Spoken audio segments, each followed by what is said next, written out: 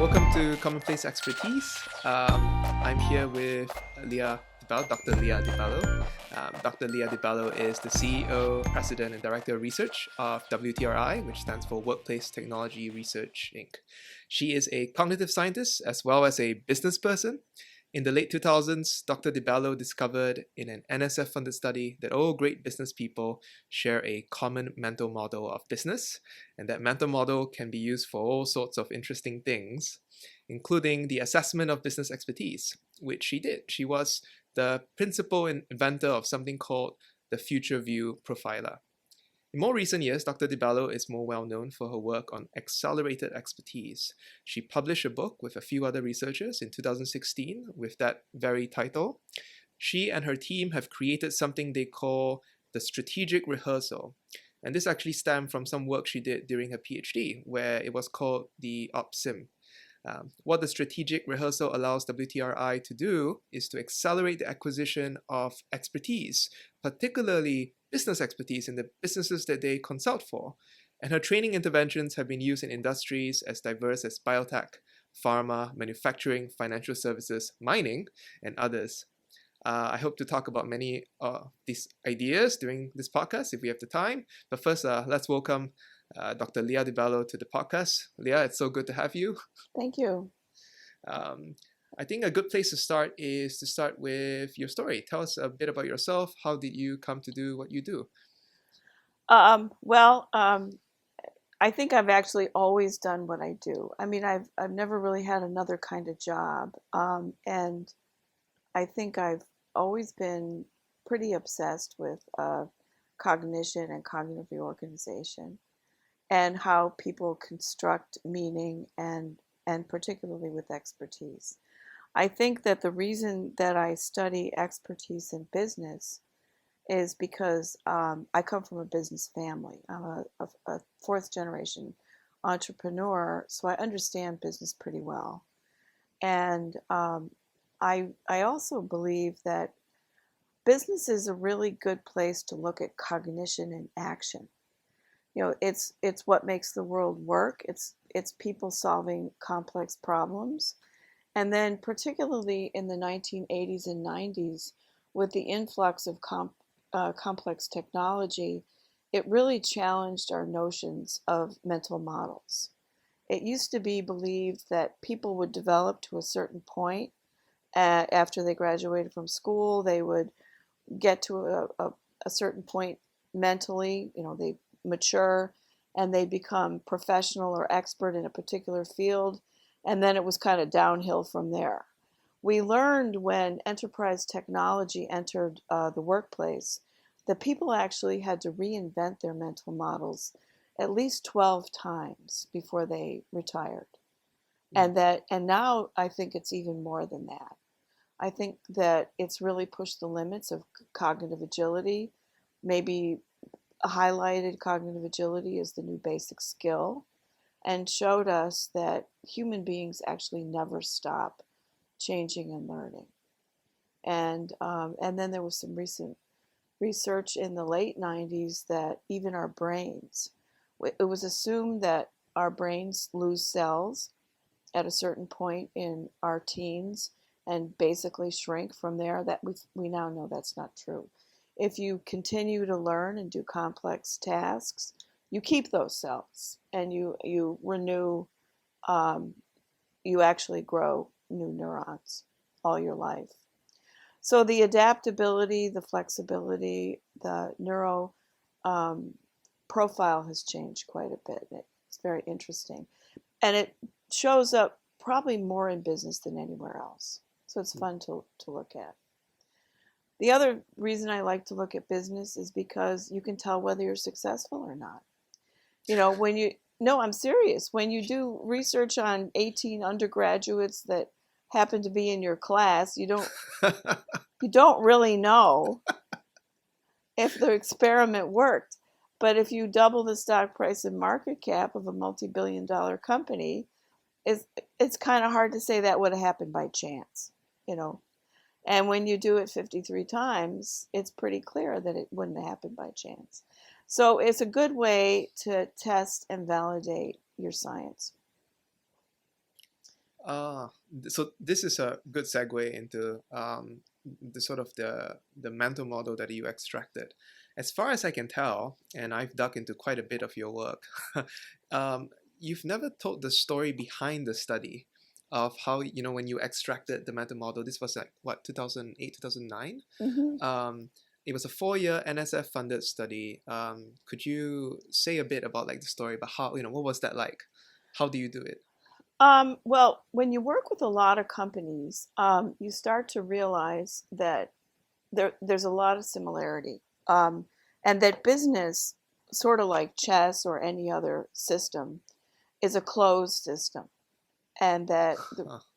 that that the reason that people can become experts in any system is because it's a closed system of rules, even though it's very complicated. Um, like, for example, chess masters, they can be extremely different from each other, but they all recognize each other, and they all play on the same board with the same pieces. Business experts, we realized when we did a study actually for IBM on what made their superstars superstars. A lot of that is confidential, but the scientific findings are not. Which is that regardless of what industry they worked in, because these were IBM, um, you know, business consultants that worked in all the industries that IBM serves, what they had in common was that they understood the businesses that they were serving. And they all were very similar to each other, even though they worked in different industries. So then we started looking at our other customers who were very high performers, leaders in business. And we started basically sorting them. Like, who are the one trick ponies? Who got lucky, basically? And who are the ones that, even in the down markets, like the dot-com bubble, and the various crashes, like in 2008, who rebounded or saw what was coming and were immune to it in the way that they ran their business? What do they all have in common? And we knew from other work we'd done with businesses that businesses in general only have about 3 or 4 what we call organizing forces, and that people who are talented in a particular business are very good at managing the 3 or 4 organizing forces. Now, that's lower down. And, it could be an artifact of us.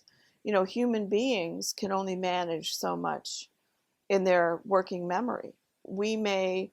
Business may have evolved to be only so complex, Huh. where it can only be managed by 3 or 4 organizing forces with a lot of detail attached to each of the forces, but we kind of simplify it into principles. At the very highest level, we realized that world leaders in business simplify it along that triad. Now, each leg of the stool can be very complicated, but they always look at all 3 of those legs. What's the capital market doing? What's the market doing, which is basically demand, and what's the supply environment like? So let's take an example. Sometimes after a particularly dramatic economic event, the price of capital changes and access to capital changes. Well, this creates very different opportunities in the supply side. And a very talented world leader in business will see that right away and start changing the strategy for the business, sometimes to take advantage of this. The market, when goods are scarce, people who still have money will pay almost anything. So they understand how that not just the 3 legs separately, but how they affect each other dynamically. And they also understand it in the way that it can play out globally, like when there's government issues. So, when there are upheavals, or when countries emerge as wanting to play on the big stage, capital can get very available, for example. And talented business leaders will take advantage of that to grow their businesses. So they're always playing all three legs.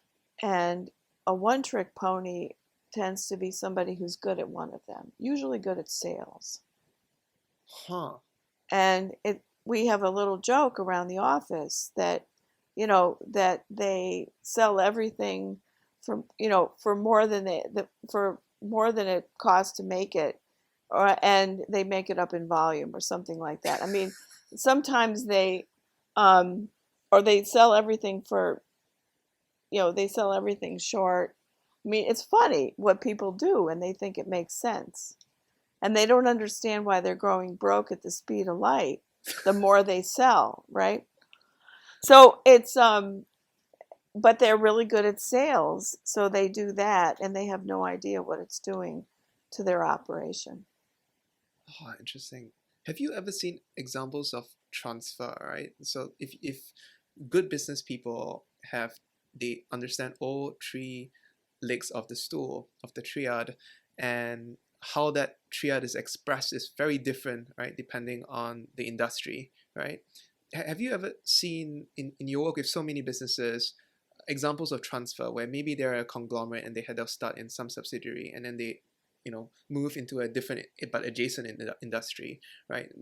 Is there like is it easier for them to become masters, or It depends. I mean, I think that the most transferable skill is capital. People who are very good at capital, understanding how capital markets work and availability of cash, that's pretty transferable. But I would say the hardest leg is supply, or supply, the operations part. And most really talented guys or women have a very talented operations person as a partner, because that can be hard, and it can be for a multinational company, it can vary a lot depending on which country you're getting your labor and goods from. Oh, this makes a ton of sense. Yeah.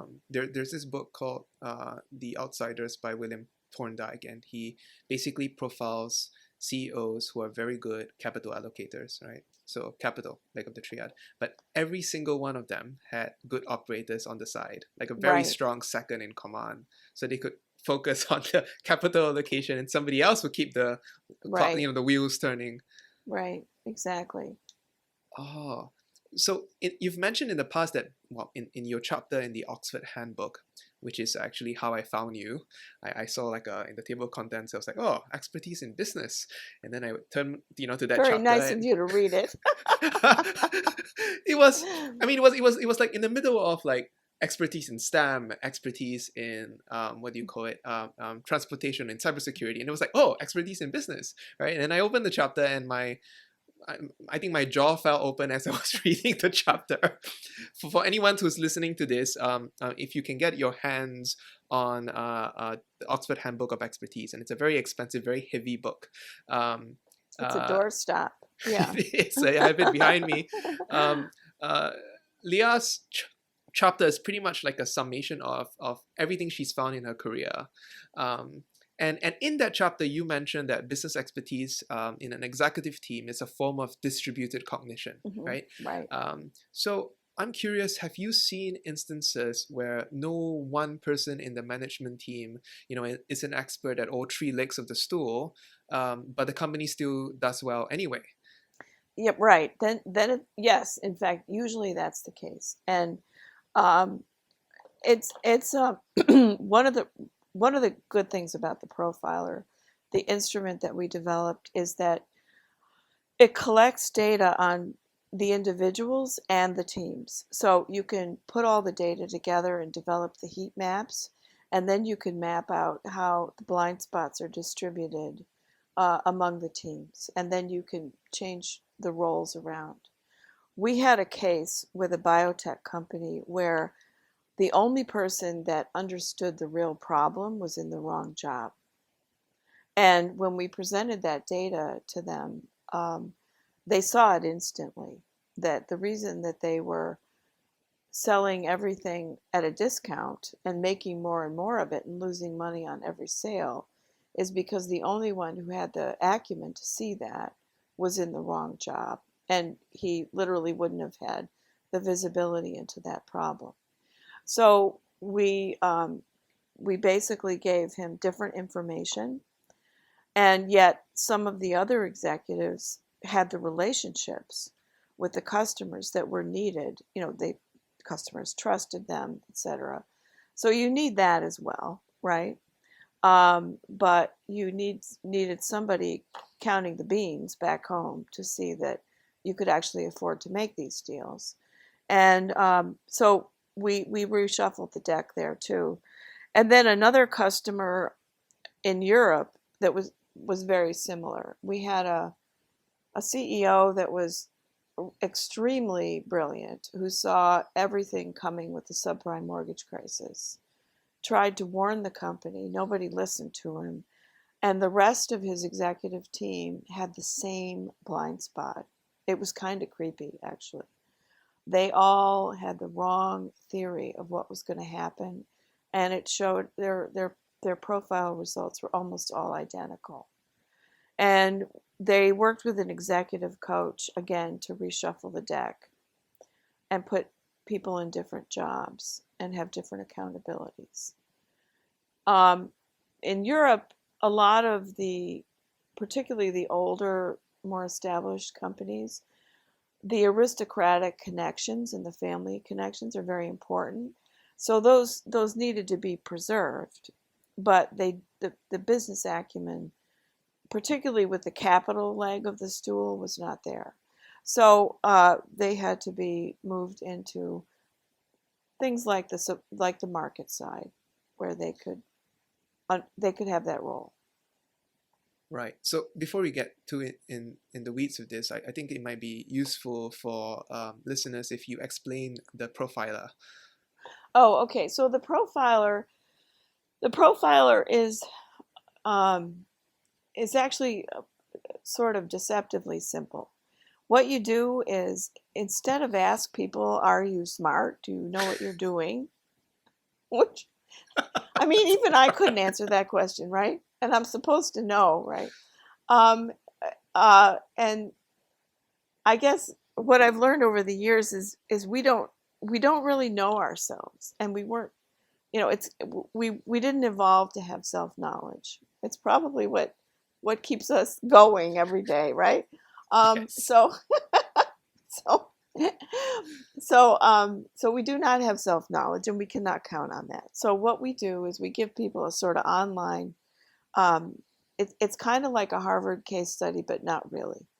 We give them an online business case that they have to log into, but they don't read it, they do it. So we say, okay, you're the CEO, read all the material that a CEO would normally read, and we figured out what that would be. Very small, select set of material. The letter from the chairman, some financial information, all publicly available.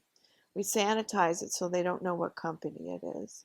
And we give them 5 years of a company's history. And it's always a company that's gone through a kind of a speed bump in the road and recovered. And we have a sort of proprietary method of picking the case. And then we sanitize it so the guilty are preserved or hidden. And we change the pictures, but we make it look like a real annual report and a real financial report. And we say, read year one and answer these questions about it. What do you think is going to happen? Tell us what you think the stock price is going to be. In terms of their plans for the new products, are they going to succeed, or do you see a problem? Just predict what's going to happen. We find that people with high expertise in the triangle always know what the stock price is going to be, or if it's going to go up or down and by what percentage. And if the plans of the senior leadership for new products or new capital projects are going to fizzle out or are going to have legs and other things, right? And they use all kinds of clues like profits per employee and all kinds of things in the financials. Then we ask them to say, okay, in the data set we gave you, click on the things that gave you a hint as to what's going to happen. So they click on the bits of information that told them, like, why they said that. And we score each bit of information as to what category of or classification of information it is on the triad. Does it inform you about the market, the supply side, or the capital strategy, or the capital environment? And what we find is that people who don't do well in these predictions tend to have a blind spot in one or two of the legs persistently. Mm-hmm. And that's what the heat map is. We do a heat map at the end. And then we have them score their confidence. And typically people who are when there's a lot of information missing or there's a lot of spin in the annual report and people confidently predict something, they tend to, like they buy the story, they tend to be more at the novice end. A person who's more expert will miss what's missing, and even though they may make a more accurate prediction, they will be less confident because they sense that the quality of the information being provided is not good. That's I guess to sort of like follow up on that, since now people understand what the profiler is, one of the things that leapt out at me, like there were many amazing stories, like the two stories you just told, but also like others in your publications, where you come in and you give the profiler, and then the company actually adopts the recommendations, right? Which is I've done a bit of consulting. That's really hard. How do you do it? It depends on who you ask. One of our principals, Dr. David Lehman, said, we just wait until they've tried everything else and they're desperate. I don't actually think we do that. I think he has a very significant reputation in business himself. He's been a senior leader for GE and Caterpillar and Sunoco. I think we have worked with a lot of companies and word gets around. I think that we don't take any job that comes our way. We people will come to us and say, I need you to fix this, and we say, well, let's look at it, and we'll see what we think. And we look at the situation, and usually we do our process of looking at the whole situation. And we usually find two things. Number one, the problem is usually in a different place than they think. And usually the upside potential is greater than they think, because we do a market-facing analysis of their position among their competitors. And then we have a tool where we can move the constraint and show them where they could be if the constraint were moved. And then we say, we think that this is really the problem. So I'm trying to think of an example that's not too controversial, because we have walked away from some, and we were right. So that's why I won't bring it up.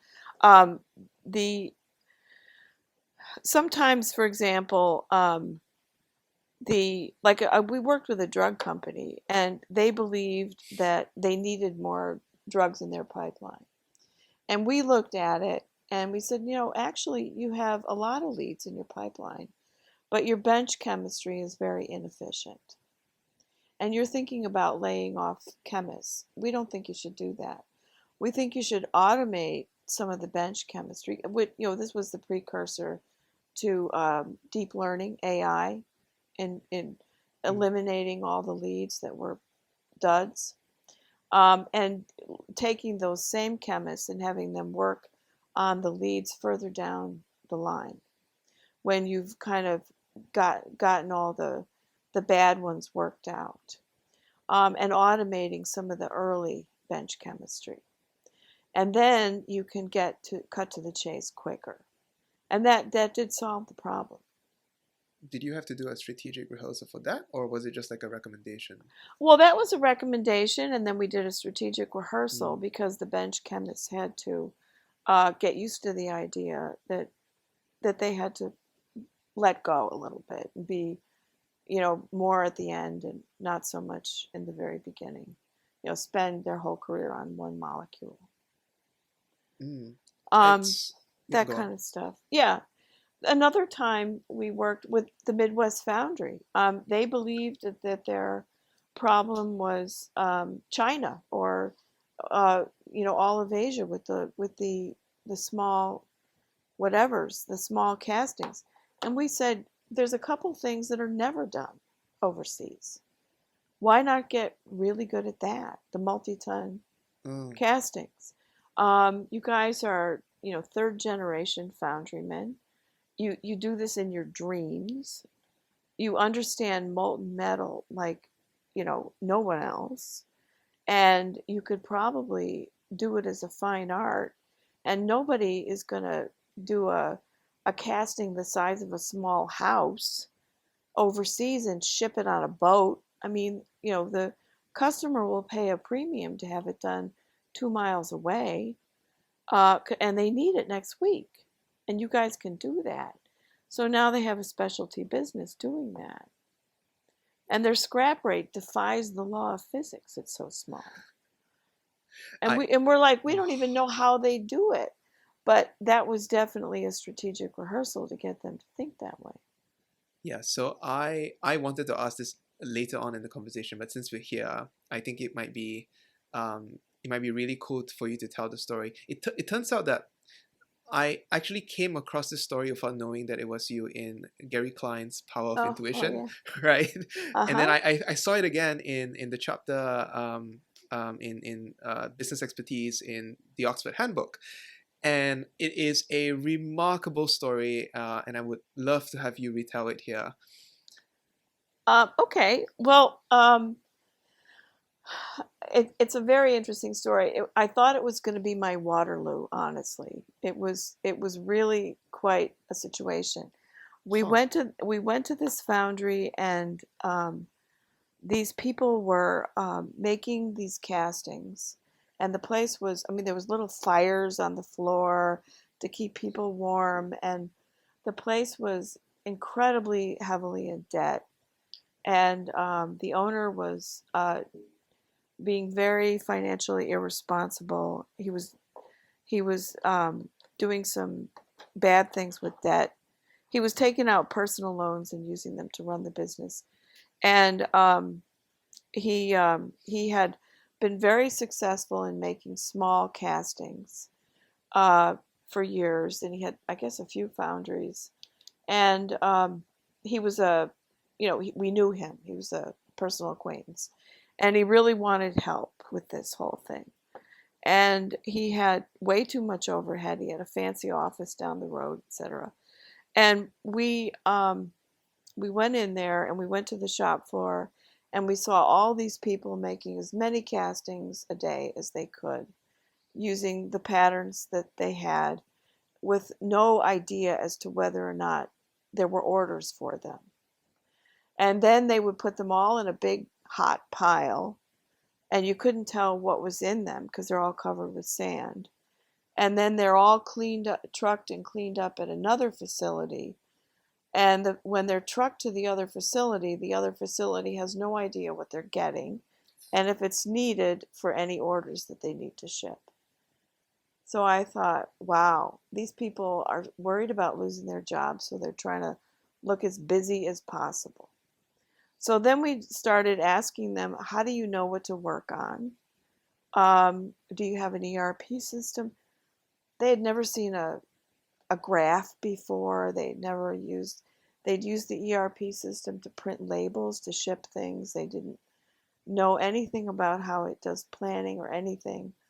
And they had a room full of people answering the phone with customers who were yelling at them, "Where's my order?" And that was all their whole job. And they had a lot of overtime to try to catch up all weekend. And I thought, what do they need the overtime for? They have a huge pile of stuff. If they just made what they needed to, they wouldn't need the overtime. And they didn't have any money to pay for this stuff. And things got really bad when, the internet provider and the suppliers stopped delivering.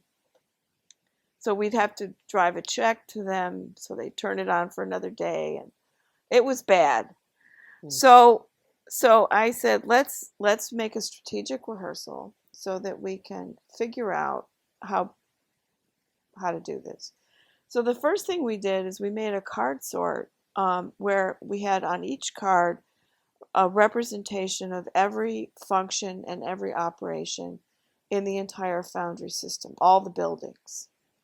And we said, arrange these the way the Foundry runs now. And it was a big mess. There was cards on the table, on the floor, over across the room, etc. And then I said, okay, now arrange the cards the way it should be. And they actually did a very good job. So I thought, okay, there's hope here. So I said, okay, we are going to do a strategic rehearsal. We're going to gamify this, and we're going to run the factory, all the buildings. We're going to get everybody here, and we're going to do it in miniature the way it ought to be done. And you have one non-negotiable goal, two non-negotiable goals. One is that you're going to use the ERP system to know when things are due. And nothing gets made unless it has an order.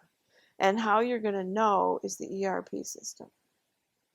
You're going to use that to generate the routers, to pull the product through the process.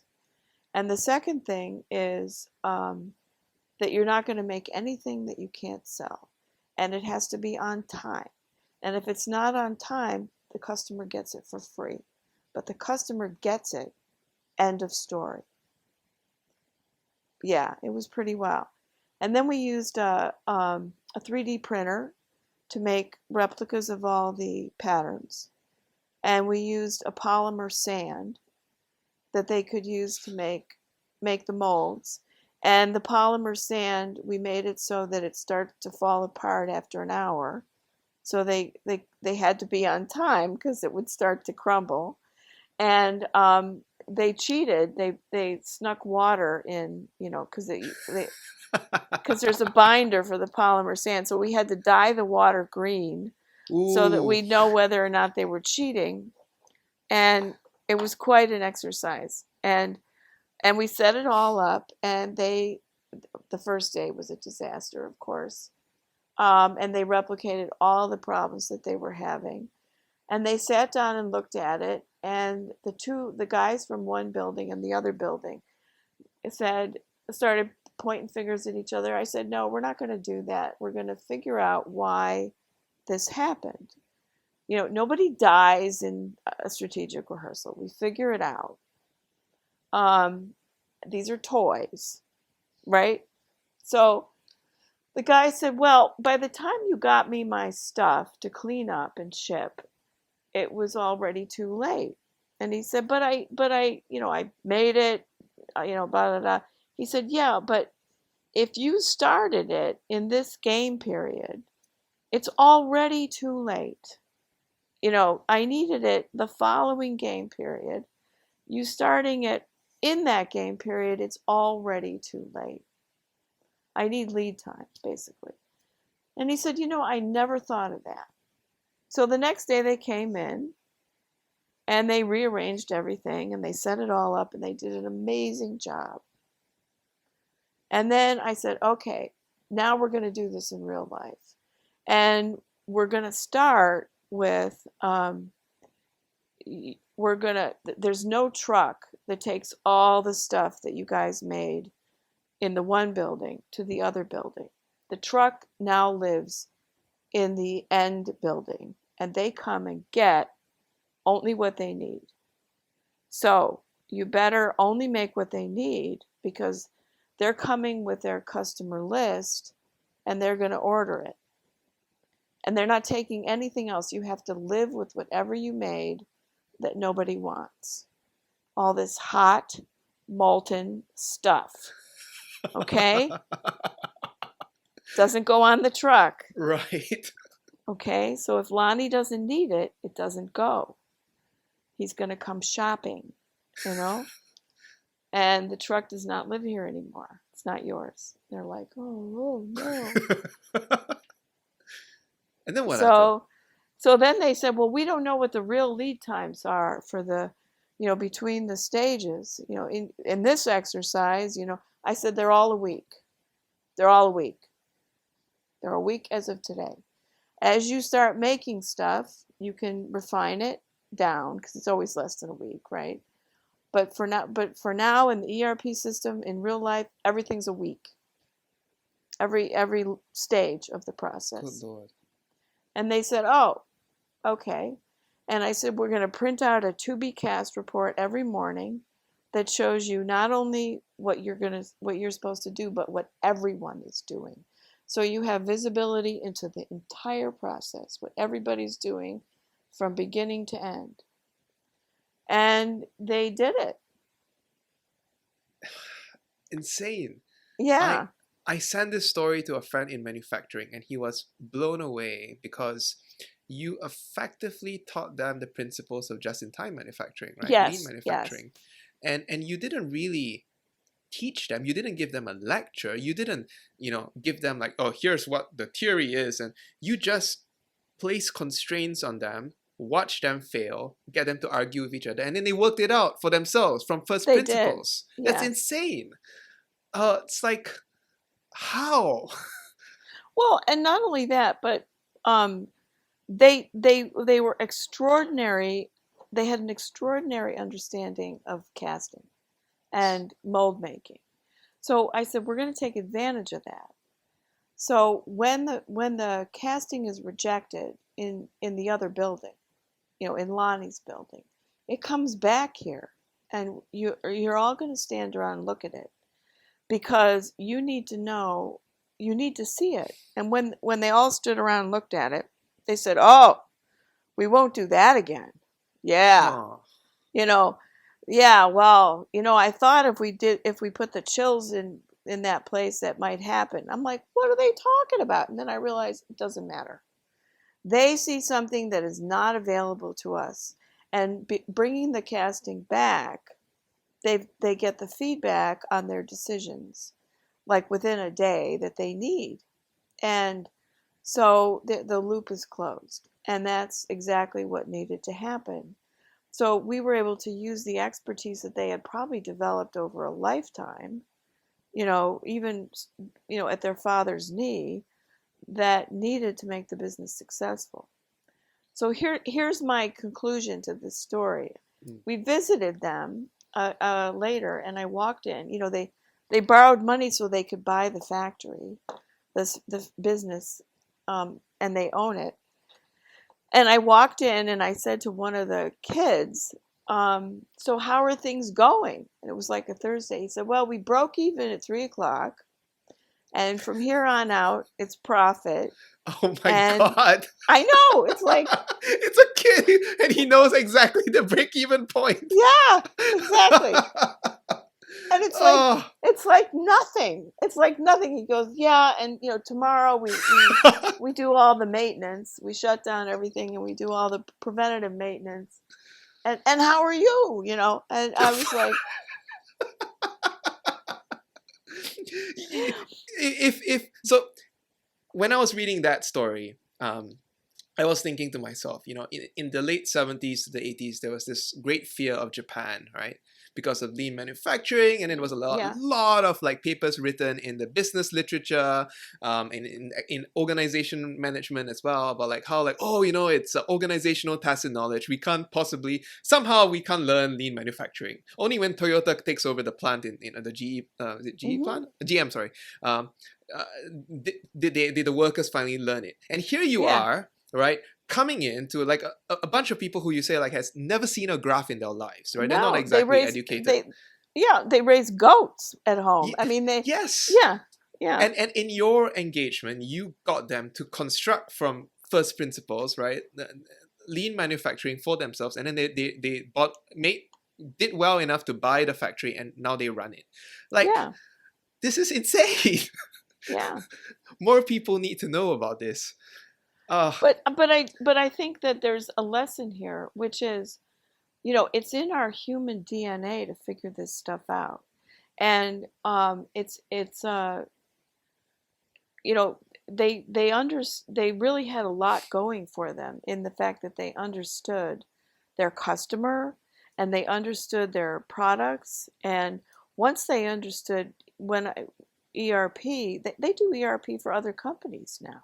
Oh, They good Lord. realized that this was an incredible tool for them to be more efficient. And they also said, they got their scrap rate down below anybody in the industry. And I said to them, the ladies who answer the phone when the customers call, they're gone. There's no customer service department Oh anymore my. because nobody calls. And I said, how did you get your scrap rate down so low? And this goes to the cognitive agility question. They said, well, what you taught us is that we were so wrong about everything. What else are we wrong about? So maybe the scrap rate, which everybody had accepted had to be a certain scrap rate, given weather and chance and physics and the way metal reacts, maybe that's not right either. So we took pictures of every casting we had that we had to scrap, and we realized that there was a pattern to it, Oh my just like goodness. there's a pattern to everything else.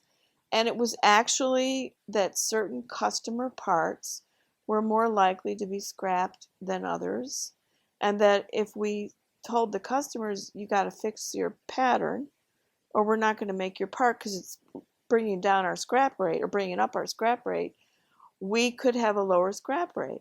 We would offer to fix the pattern because we thought we knew what was wrong with it for a fee, but we didn't want their. So they're telling companies like Caterpillar and Goodyear, your pattern's not good enough for us because we Oh have and here's goodness. the evidence. Here's the digital evidence. We've been doing an analysis, and these companies pay them to fix their patterns. Oh my goodness. Wait, so And before I want to get back to the cognitive science behind why strategic rehearsals work in a bit. But before we go there, you brought up something, you brought up cognitive agility, which is a major part of your work. For those listeners who don't know, Dr. DiBello in her original paper about business expertise said it's basically two things. It's the Triad mental model, but it's also this construct called cognitive agility. Could you talk a bit about cognitive agility? cognitive agility is basically the ability to change your mental model to know that the world or the situation has changed, and to adjust your mental model to accommodate that instead of rigidly applying what you've always done. Now, it's not simple to do that. You can't will yourself to be different, but you can say to yourself, what I'm applying, the expertise that I'm applying to this situation is not working. So I need to, kind of like what the guys in the Foundry did, I need to collect data, I need to query the situation, I need to interrogate my situation to see what an alternative, equally viable theory of the situation might be. And that's cognitive agility. And if you do it often enough, you get fast. You become an expert at that. So you become faster, better able to query your environment for alternative views of it. So it's not a fixed trait. No, I don't. Some of my colleagues and I debate this. I do not believe it's a fixed trait. There's no question that some people are better at it than others. But what I've noticed is that people who are different anyway, like maybe they're you know, they've had to adapt to a different culture, or they're gay or transgender, or they've had to fit into a world that doesn't accept them easily. They tend to be more cognitively agile. I mean, look at some of the people who have been masterminds of major inventions like Turing or Michelangelo. They weren't normal people in other ways. So they had to be more agile just to adapt, right? So that would tell me it's acquired because they had to acquire it. Yeah. And what I've noticed is that people can acquire it and do acquire it when they have to. How would you, well, I guess this is a two-part question, right? How would you know if you're cognitively agile or cognitively rigid? And what should you do about it, assuming that, you know, you want to get better at this? Because this is a fairly important skill in business. Well, I guess how I would know that somebody is cognitively rigid is that they tend to always take the same job all the time or the same type of job all the time so that their models are never challenged. And they try to, like if I have an employee who, instead of doing the job that's required, he or she will try to change the job into what they can do. And I think a lot of people do that. Yes. A more cognitively agile person will say, well, this is interesting and kind of fun. I've never done this before, and I don't really have the skill set, but I'd like to have the skill set. And if they feel psychologically safe enough, they will expand their horizons a bit. How would you? And those, yeah, and I was going to say, and I think employers have to be willing to enable that. Yeah, I was sort of reflecting on your work and thinking that if you didn't have the ability to create a strategic rehearsal, because the strategic rehearsal in many ways sort of overcomes even cognitively rigid people, right? Because you provoke this state of failure, this disassembly of their mental models, then they lose confidence in it and then they are willing to learn. But if you don't have access to a strategic rehearsal, because you've said in the past as well, it's really hard to come up with strategic rehearsals, then I was like, you know, what can you do if I have an employee who is like sort of cognitively rigid and tries to wave away evidence? Well, I think, you know, one of the things I realized that's a constraint of our company is that, you know, I think we are all pretty cognitively agile, and I don't think we were born that way. I think designing strategic rehearsals actually made us that way. You know, creating and gamifying businesses has made us more cognitively agile. It's like a collateral effect, right? I think people could do that. I think that if people could role play or gamify situations, even in a minor way, they could increase their own cognitive agility. Just play around with different approaches to the same problem. Yeah, cognitive agility is an obsession of mine because, like, my background is primarily startups, right? Small businesses, and my history is what I'm good at is if you throw me in a random Southeast Asian country and you get me to run an engineering office, right? I can do that. And I did that. The last job that I did was in Vietnam, and it was like a foreign culture, foreign language, and I think the biggest shock, right, was my realization that there's no rule of law. Like there is no rule of law, right? The contracts are just a piece of paper, right? It's the relationships and the understanding that in the business that matters, right? And that was a huge shock for me. And ever since then, I go into a situation going like, okay, what's going on here? Like I should not assume anything. And it drives me nuts when I have a subordinate or I'm working with someone in the business and they don't have this. They're always trying to apply or trying to fit the situation into some model. And I'm like, no, just let go of the model and try to see reality as it is, right? Because it will just hinder you. And so when I when I read your your description of cognitive agility, it was like lightning. I was like, yes, this is the thing that I've been sort of like irked throughout my Right. entire sort of business experience. Right. Well, you Um, probably became much more agile as a result, right? Yeah. Yeah. Probably. Yeah. So what we would do is we would make a game, with our platform, our gaming platform, that would allow people to do that. Go to Huh. Vietnam, run a startup, and have everything go wrong, and say, oh, by the way, you have to make it work. That's non-negotiable. Oh, that's so interesting. Like simulations as a way out of this. I want Yeah. to look back a little to like the business triad, right? So one way, and we're going to talk about this in a bit, like you accelerate business expertise through strategic rehearsals. But how do these great, these business superstars get good in the real world? What differentiates them from those who just, one-trick ponies? Probably what you just talked about. They've had a lot of failures, Huh. and they learned from them, and they were, you know, drastically disequilibrated by a dashed expectation, and they had to learn that it's not always going to go the way they thought. Those are the funnest people to work with. Mm. One thing I've noticed though is that sometimes people don't learn from trial and error, or they learn the wrong lessons. Yeah, well, Um, there's that. Yeah. they overfit, right? They conclude Yeah. something that then like prevents them from. The way I put it is that it reduces the set of like possible moves in a Yeah. space, right? Yeah.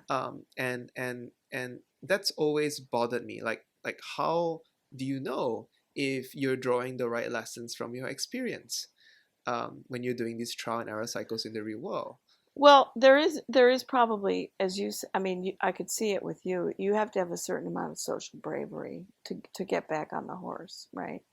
Mm. You could have learned from your experience to just never do startups again, Yes. and you didn't. You said, this isn't going to stop me from doing this again. I'm good at this. You had this basic resilience, and to be fair, I was the same way. Especially in the early days, I'm not sure that I'm not still the only woman in my field. So I just never let it get in my way, Mm. And there's definitely situations or times when um, I I remember once somebody saying to me, what's it like to be the only woman who does this or whatever. And I remember saying, how would I know? I've never been a man. you know like, what do I have to compare it to? I just do my thing and march forward. I mean, and it's not like there's a lot of men doing this. So I just I think you just have to say, well, that didn't work, and try something else, and just have the process confidence to do it. um, and I think some people don't have that. And I think I try with employees and colleagues to create a psychologically safe uh, milieu to, like, you know I had an intern yesterday call me and say, I broke the environment.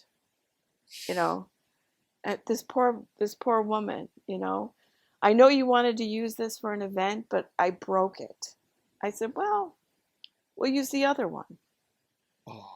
And I said, but you should probably try to fix it, because you could learn a lot from trying to fix it. And we'll just use another one. And I don't know what she thought would happen, but I Mm. realized you have to do that. You have to be that kind of a leader, because you want people to treat you that way. You want that kind of world, I guess. And that's what we all have to do. Yeah. This leads into one of the questions that I had going in, which is you've done all this work on business leaders and business expertise, right? How has that affected your practice as a business person? Well, we actually own 4 businesses. In fact, I actually also have another business, the Applied Cognitive Sciences Labs, which owns all the technologies that our science has resulted in, and we're trying to scale that. So how does this affect our businesses? Well, I guess it's made me realize that Gary Klein says I'm the only person he knows that's both an academic and a business person. And I don't know if that's true or not, because obviously I don't publish enough to be an academic. But that was what attracted me to your work, actually. Like, I was like, your publication history is quite sparse. Wait a minute, yeah, you've been doing business for the last decade, 2 yeah, decades. yeah.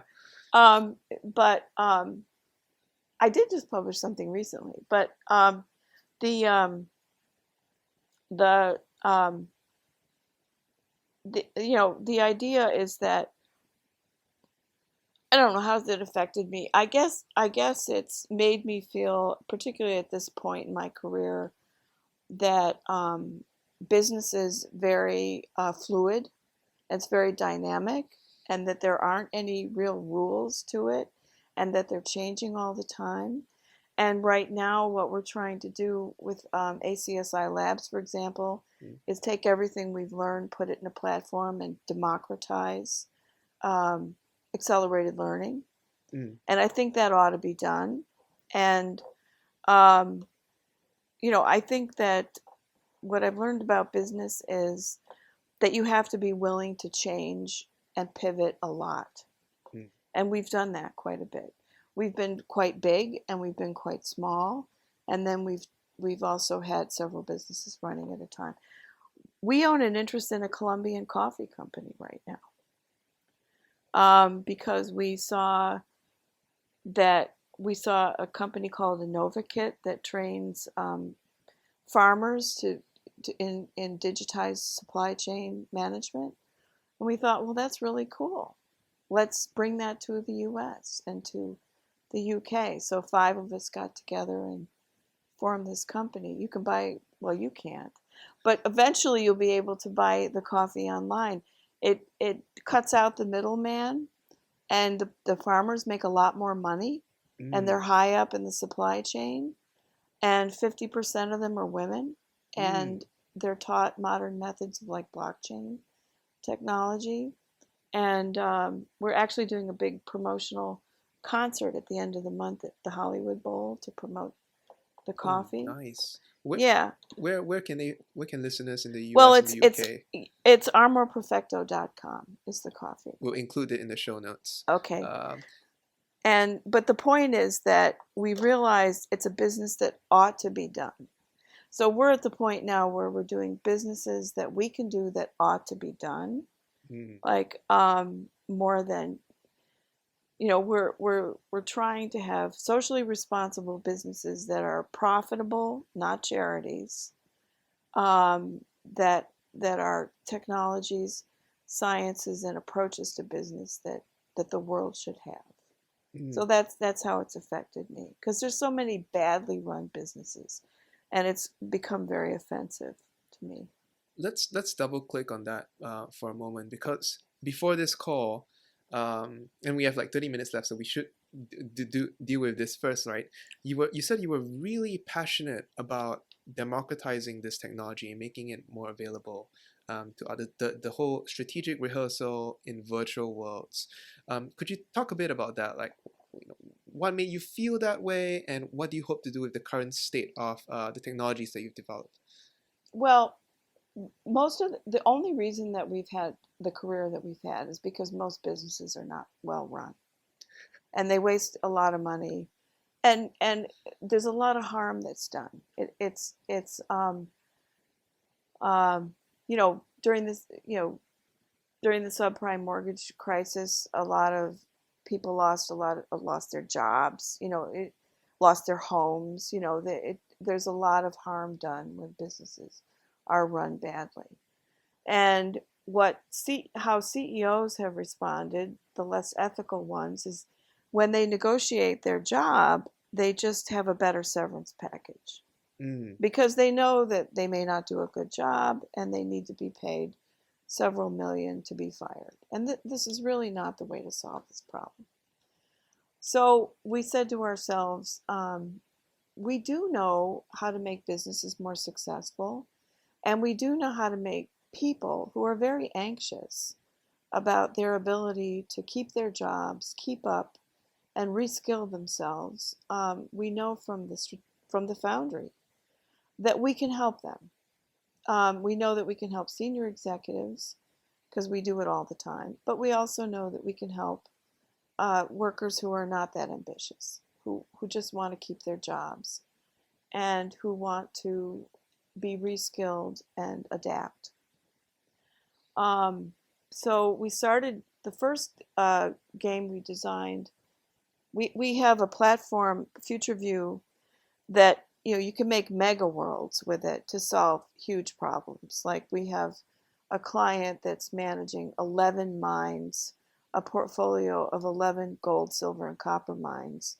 And, it streams in the stock market and all the financials, and you can do all this what if stuff on, cycle-based scheduled maintenance and equipment spare factors and stuff. It's huge, right? That's an expensive what if strategic rehearsal in a virtual world in the cloud. That's not for everybody. But it does make it possible to run those businesses, which couldn't be done another way, I think. So those types of businesses of managing a lot of disparate portfolios and assets that are all over the world, you can co-locate digital twins in our platform and run them in a central way and have everybody log in as avatars and meet and make major decisions about them. So we're doing that at the very senior level. But we also have what we call micro worlds, which are where people can just learn to become better team members, better product leaders, better product innovators, better at anticipating volatile market changes, better engineers, and even better, at diversity, managing diversity in the workplace. Those mini worlds, I mean, they're not that many actually. They're virtual worlds that are the size of small cities, but for us they're mini. They're not 2 miles deep and 50 square miles. But people really like those, and we had one that we call Max, where you can learn to be an agile leader, and you can learn to anticipate volatile consumer markets. People were addicted to that. They would play it 5 and 6 times because it's like Tetris. You can win different ways and you can level up. But more than that, you can understand how your mistakes lead to a lower return on sales. It connects those dots for you. Like even the way you run a meeting, you can alienate your staff so that they're still nice to you, but they don't tell you information that you might need to avoid a slightly disastrous business decision. So it's a really fun way, and we did the study, and we actually built that to do an academic study, and we found out that in 6 hours people could get 3 to 5 years of expertise in that area. And we can make one of those with our platform in a few weeks. And we're trying to adapt the platform so that companies can make their own, so that they don't need us to do it. The accelerated learning grammar, we're trying to codify it so that you wouldn't have to be a cognitive scientist, or you wouldn't have to be a cognitive scientist who understands accelerated learning. You would just have to follow the wizard as you structure your content. And then when it wasn't structured in a way that would result in accelerated learning, like it's too preachy or it's too much it's like too instructor-led, it would push back and tell you, no, put an activity here, don't put an instruction here. So we're working on that. But the idea is those seats should cost $100. And anybody who's worried about losing their skill should be able to just practice stuff they're anxious Yes. about. Yeah. That's incredible. Where can people follow along or subscribe to updates for this? Well, the FutureViewPlatform.com is the website for that. I'll put it in the And show notes. we have licensees who are, we have licensees and partners in Cyprus, Brisbane, in Colombia, the country. We have partners all over the world who are selling that. Oh, that's incredible. I guess, okay, so I think this might be a good time to go into the cognitive science behind why the strategic rehearsal Okay, works. the fun part. Yeah, the fun part. Before the call began, we were talking about the Piagetian and the Vygotskian approaches to expertise, and maybe that's a sort of a fruitful way to start to sort of set the stage for like why the strategic rehearsal even works. Okay, well, let's start a little bit more abstract than that. Sure. The reason that the strategic rehearsal works is because it's very Piagetian and Vygotskian, but what we're always operating with is a dominant framework, a sort of theory of the crime. So when you're at work and you're doing your job, you're kind of on autopilot. And that's because your brain has become very efficient. Once you become good at something, you have a what Piaget would call a schema for doing it that becomes somewhat automated, which saves a lot of energy, so you don't have to think about it so much. The shape of your schemas is largely determined by where you work, your education, your environment. You're always adapting to your environment. So people who work for the same company tend to have similar schemas, similar ways of looking at the situation, and they become inculcated to a shared view of things. So, and that's, we'll get into the underlying theoretical mechanism of that.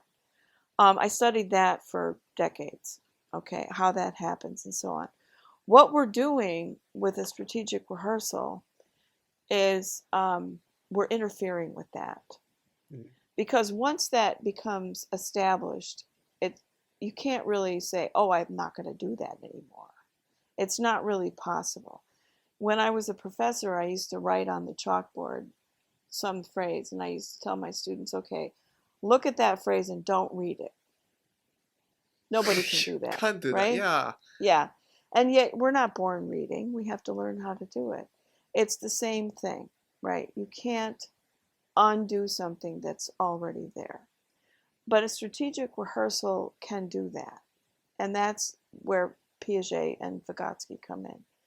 How that got formed is that basically that adaptive schema is adaptive.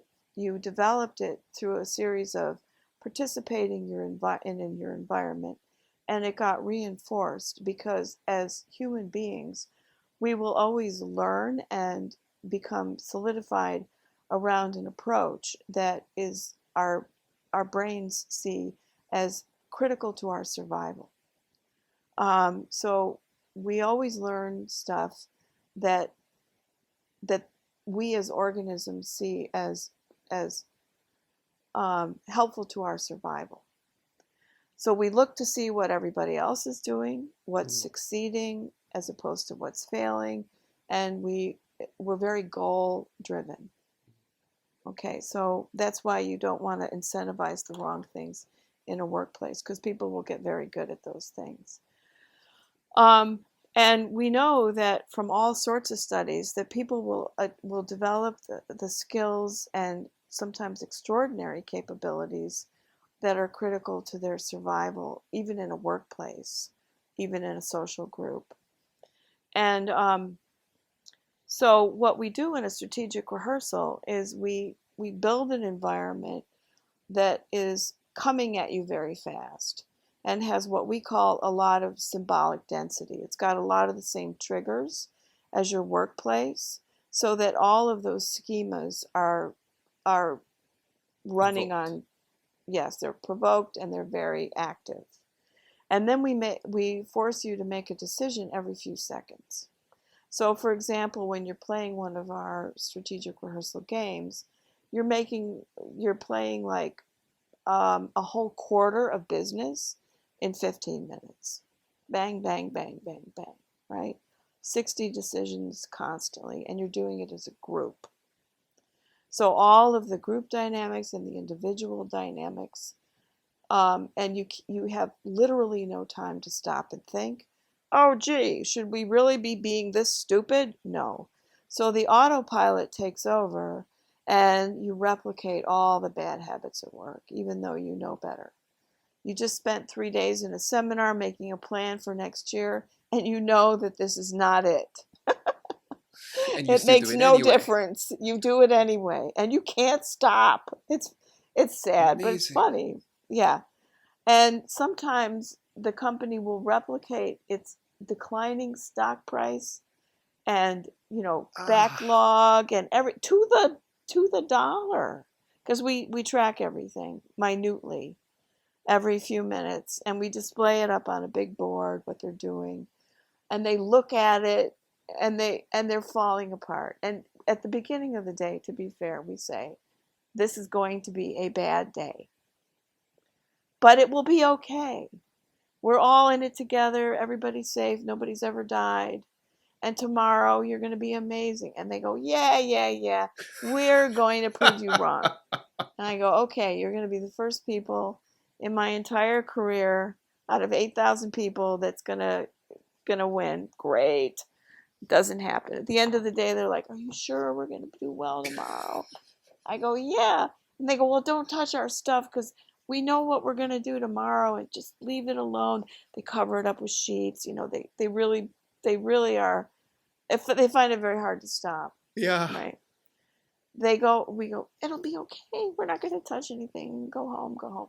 We touch everything. We rip it all up. We tear it down to zero, and we set it all up so they can start over from scratch the following day. They come in and they just astonish themselves. They go, what were we thinking yesterday? Why did we ever do that? And what happens is when you're that disequilibrated, when everything you do does not work, and you have a sleep cycle in between, you're really unlearning. And these myelinated sort of autopilots are really basically unlearned, and their autopilot status is degraded. So then they're kind of released to get the better ideas that they actually already have. Oh. And they have a sort of new autopilot. So, and then they spend the day practicing that, seeing that it will work, and then they have like a new approach that they've practiced, and because they do it together, they go back to work and they can just hit the ground running. is there a shared session where they reflect together, or is it they just go home and then they sleep and then? Well, it varies. Lots of times they have a whole new language.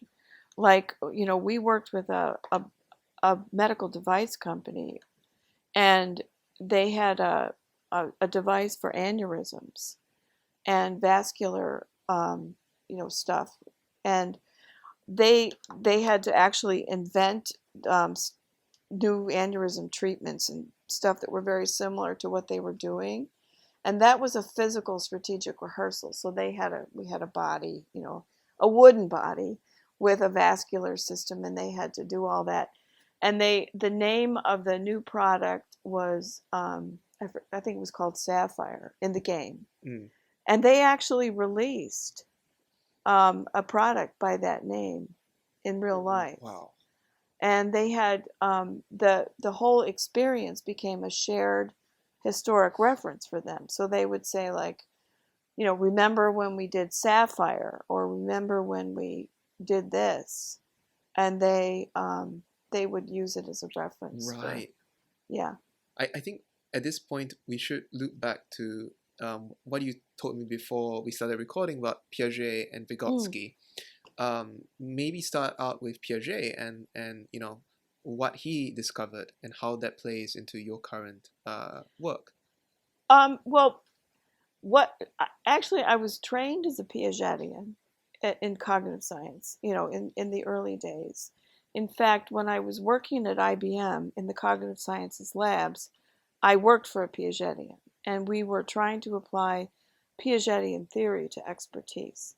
And as I explained to you before, Piaget was a genetic epistemologist. And he believed that levels of expertise, or not really expertise, but levels of functioning emerged almost like in a biological function. And I believe that because of when he was doing his work, which was in the 20s and 30s, and there wasn't a lot of, domain-specific expertise, he didn't really recognize the impact of the boundaries between domain-specific experts, that all educated people were the same in a way, that scientific thinking was a monolith. And he saw it that way. So you went from being a concrete operations child and you evolved over time to being a scientific thinker. And it was a developmental path that was endogenous. It happened from within. And it didn't really explain the fact that a physicist does not understand biology, for example. But he didn't really worry about that so much. And maybe it wasn't even true in his lifetime that there was that much of a difference the way there is now. People weren't as much a specialist. So Vygotsky was very different. He was more top-down. He believed that all knowledge was formed by culture, that you inherit knowledge. He called it scientific knowledge, but he didn't mean it scientific knowledge in the sense that you and I would mean it. Any knowledge that was socially created as a system of meaning, relations between objects, that this means this, or systems of principles, he would consider a scientific concept. So a philosophy or a social system, all of that was a candidate for a scientific system for Vygotsky. Now he was, a Marxist, etc. So he was a little bit different. And he believed that you're shaped by your social environment. And what you do at first is you memorize through language, and you encode through language as a kind of placeholder all of these so-called scientific concepts. But you only have true understanding through a dialectical process of participation and activity and practice with other people. So let's take religion, like Catholicism. You would learn all your prayers and everything, but it wasn't until you participated in the rituals with other people that you would come to understand or appreciate spirituality. And it's the same with work practices. You would not really understand what it is to be a craftsman until you actually practiced with other people through a dialectical process with others and shared meaning, what it really means to understand these principles. But you would always have them as a linguistic placeholder first, so it's more top-down. The work that I did for my dissertation is that expertise kind of meets in the middle. That Piaget, which had these functional invariants, which were the principles by which, or the mechanisms by which you move from one level to another epistemologically, which are you assimilate the way you look at the world, it doesn't really fit, so you accommodate and kind of expand your repertoire or your schema, which is kind of an implicit theory, and then the reason it doesn't work, that's a disequilibration, and then you reorganize your implicit theory to be more elaborate, right? It's like the baby and the grasping. That's right. Yes. Could you say? Yeah. Could you describe that? Because I love tell that that example. story. Oh, it's amazing. It makes me seem evil. So if you go to a baby and their first concept for Piaget is grasping, which is why we still use that word.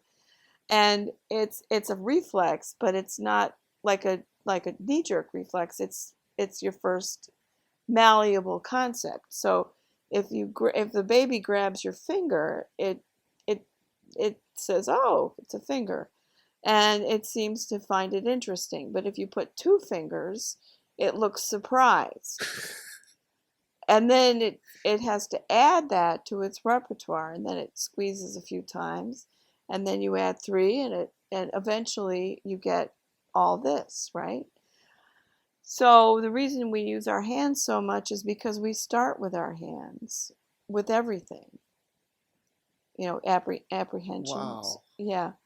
And that's the part of our brain that manages our hands is huge, because all of our concepts start there. But the point is that for Piaget, that was concrete operations, and we understand everything concretely as young children, and then that becomes more abstract. But it's basically an internal evolution. And it's through activity like this that we get expanded. And it's accommodation, disequilibration, assimilation, disequilibration, accommodation, and reorganization to be a more refined system. I think those functional invariants are universal, almost at the neural or single cell level. And I think that still explains why the dialectic that Vygotsky liked to talk about works. I think those functional invariants are still operating in that dialectic. Which explains how you design the strategic rehearsal. Yes, and how we reorganize people's thinking. Yes. We take a Vygotskyan domain. We say, okay, you're thinking in a way that's not adaptive, and we're going to give you another way. We're going to give you the opportunity to discover another way of thinking. Okay, but we're going to still let you have the old one, but through a process of dialectic exploration, trying to achieve a goal, which your brain is going to figure out is how you win, because that's your non-negotiable goal. Vygotsky always had what you call an adaptive goal, organizing everything. So in our strategic rehearsals, we always make it very clear there's only one goal. It's not going to change. There's no partial credit. There's no B+ here. You either get there or you don't. But you can get there lots of ways. There's not one rigid path, but you can't not get there. And they go through a process of exploring all the dialectically, all the different options, and they construct a new theory. Oh, and they do it together. Could you talk a bit about the general form of a strategic rehearsal? So what I've been able to pick out from reading your work is that, like, one part of it is you do a knowledge extraction. You extract like the knowledge of expertise. I think in business it's not really the case, because you already have like the Triad, right? So you're just extracting like how it's expressed for that particular company. Mm-hmm. And then I think you extract the default model as well. And then there's some art, maybe there's some expertise that you have that's tacit, where you pick the goal, right, that allows them to construct the mental model that you want them to construct. Could you talk about that a bit? Well, we do have that's why the platform is so important. We do have a technology or an approach that now is in the software called the Dynamic Strategic Modeler, which my colleague David Lehman developed, which is basically the theory of constraints applied to the value proposition of the business. And what it does is it helps us set the goal. Real simple. And so what we do is there's several indicators in any company's finances that indicate how they're doing. It's like a blood test that you go to for the doctor. They look at different things, right? It's very similar with businesses. You have 13, I think you mentioned. Yes. In some mm-hmm. podcasts. Yeah. So we look at those, and we look at those for all of their competitors in the same space. And we say, okay, who's doing well and how are they different on those 13? And then we say, okay, what's constraining our client from doing well on these things? Is there a constraint? And then we find it. Sometimes it's in operations. Sometimes it's in, so it's usually something pretty simple, like logistics, like, the product is too far away from the dock that it gets shipped from, something like that. And we say, well, if the constraint were moved, what would the case be then? And we play around with that mathematically, and then we see what would happen. Like, would they have a bigger market? Do they have a big enough market? Would they be able to do price adjustments to make them more competitive? And then we set that as, how big could they be? We just did this with a company in South Africa, and we realized that if they sold off some of their more low-performing assets, they would have the capital they need to really develop one asset that's actually worth quite a bit and has quite a bit of potential because it's close to a growing market. So we played around with that. And then we build a model, either in a virtual world or a physical model, depending on what's best for the client, so that they can discover the same thing we did. But we also make it possible to discover the bad things, like that there's all these other opportunities that they could buy in other countries that are not good for them. And if they tend to be on an acquisition trend, they will probably do that, and it will probably be a disaster, but they'll learn that. Oh. And then they iteratively discover the right thing to do. But the goal does not change. We set the stock price, the market price, and the profit, everything that we've modeled as being possible. We say, we know mathematically you can get here. You have to find out how to get there. Have you published this anywhere? Because it strikes me as like the 13 factors should be taught in every business school in the world. No, we have not published the 13 factors. Yeah. Is that proprietary? Would you want? It is now, yeah. Yeah. Maybe someday Amazing. it won't be. Yeah. Yeah. Oh my goodness. When it comes to strategic rehearsals and you've not just done strategic rehearsals for business, right?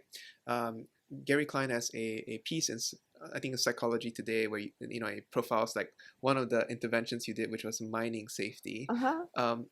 And your current work, there was a recent run of Max, a study done with, I think it was project management, and it was based off an extracted model of expertise in project management from IBM, right? Right. Yeah. What other sort of uses for strategic rehearsals do you foresee in the future that you want to democratize and give access to people?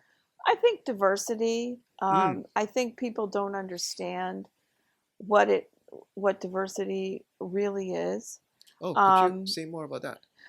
Well, let me put it to you this way. In California, by law, we all had to take diversity and sexual harassment training. Every employer had to do this.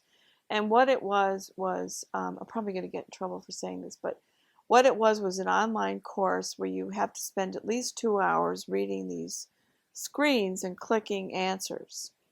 Oh dear. Yeah. So I have a technology company. So what did my guys do? They wrote a program that would do it, right?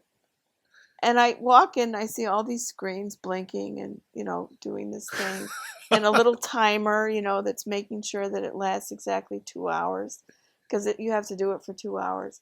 And I go, what is this? And they go, we're taking our sexual harassment and diversity training. They said, we're not going to actually we know from our own research, we're not going to remember any of this. And I thought, it's true that even if they did read it, they would never remember it. But we also know that we could put people in situations in a virtual world where we could give them very granular low density feedback on, because we do it now with leadership, where they're in meetings, they're in interactions, they're talking to people, and they say something that seems perfectly reasonable, but they get a little red light and they get feedback about why that's a boneheaded thing to say. Right? Ha! And we know Brilliant. that, yeah, and we know that when we use those exercises for leadership training, that within 45 minutes they're getting nothing but green.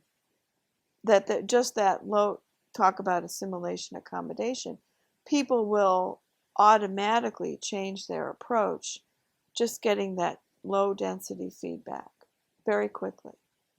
They very quickly adapt to an appropriate model of behavior just from that kind of, and then of course you can get the detail about why that's appropriate. But being lectured never works. Yes.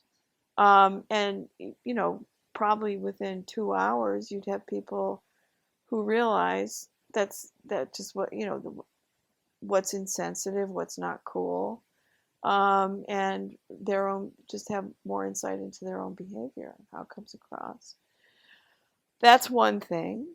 We know that the leadership thing has been very successful. Another is branding.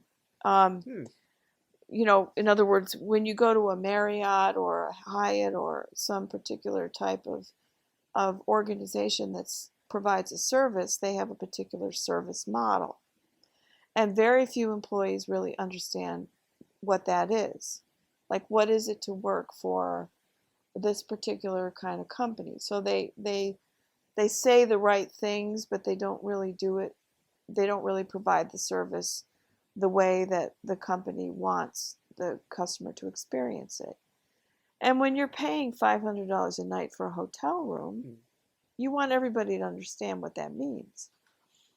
Or even a nursing home or some other type of service provider. So training people on that type of thing, or working with the elderly in a geriatric healthcare facility. So we're getting a lot of queries about that. And I think that it's because people realize practice makes perfect, really.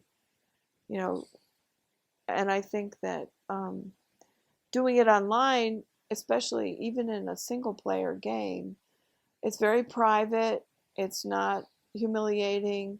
You can make your mistakes. You can have a little bit more in-depth understanding about why people don't like you, learn how to communicate a little bit more clearly, not be such a jerk, that kind of thing. That is incredible. Well, so we're at time.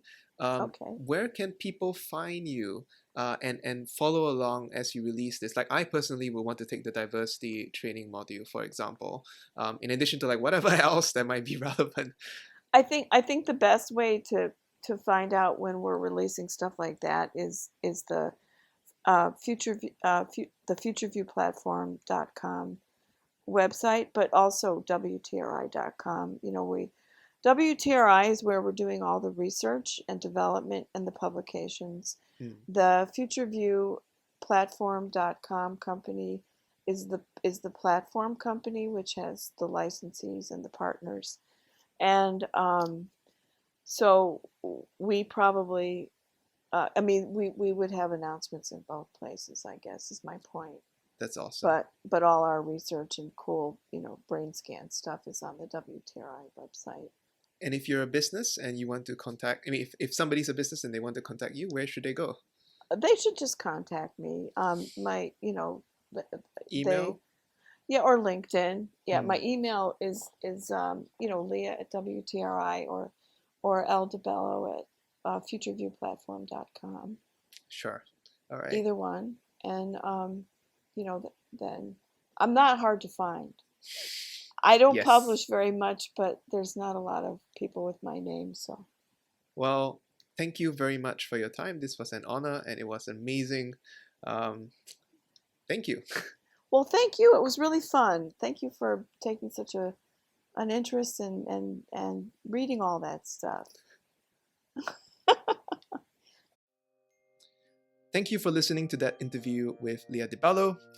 If you want to check out more of Lia's work, be sure to check out the links in the description below if you're watching on YouTube, or in the description of the show notes if you're listening to this as a podcast. I highly encourage you to check out the Triad mental model of business. I've linked to her paper. I've also linked to a summary blog post that I wrote, which is hopefully easier to read if you don't want to read a full academic paper. If you enjoyed this episode, consider leaving us a review on Apple Podcasts if you're listening to this as a podcast, or like and subscribe on YouTube if you're watching us on YouTube. Thank you very much for watching and listening, and I'll see you in the next one.